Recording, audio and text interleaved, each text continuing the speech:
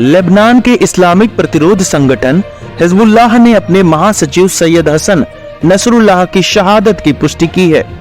Hezbollah के बयान के अनुसार शुक्रवार शाम को बेरूत के दक्षिणी उपनगर में एक आपराधिक हमले के दौरान सैयद हसन नसरुल्लाह शहीद हो गए।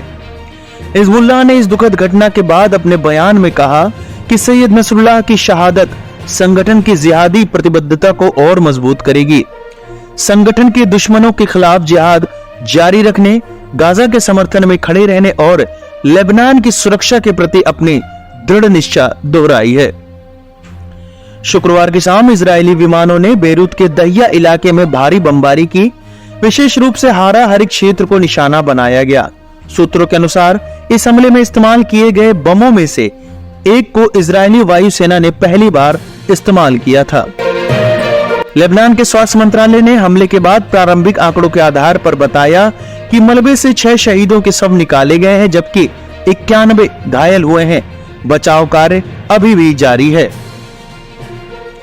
हिजबुल्लाह ने इस आतंकी हमले के जवाब में शुक्रवार रात से ही कब्जे वाली फिलिस्तीन के उत्तर में स्थित इजरायली सैन्य ठिकानों और यहूदी बस्तियों पर निशाना साधकर जवाबी कार्रवाई शुरू कर दी है।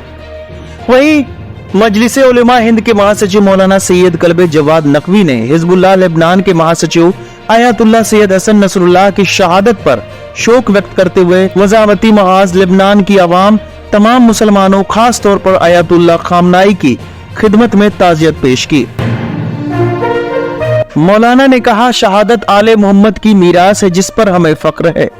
इजराइल ने साबित कर दिया है कि वह दुनिया का सबसे बड़ा आतंकवादी है।